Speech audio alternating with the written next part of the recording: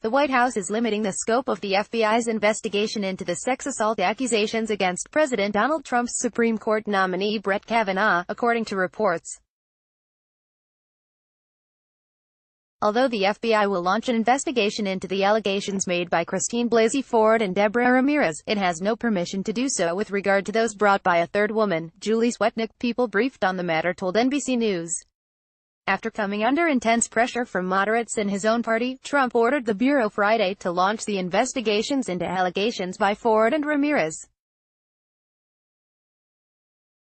Kavanaugh stands accused of sexually assaulting Ford during a violent encounter at a high school party back in the 1980s when she was 15 and he was 17.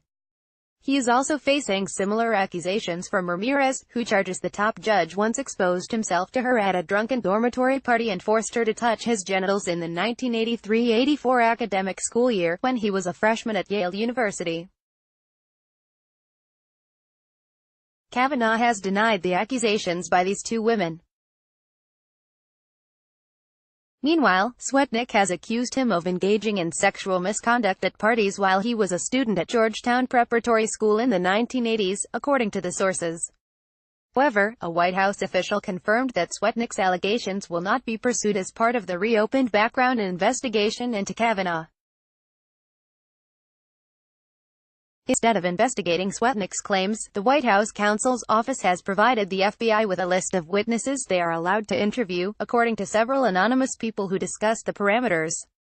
They described the instructions as a severe restriction on the FBI investigation and warned that such a limited scope, while usual in normal circumstances, may make it hard to pursue additional leads in a case in which a Supreme Court nominee is facing sexual assault accusations.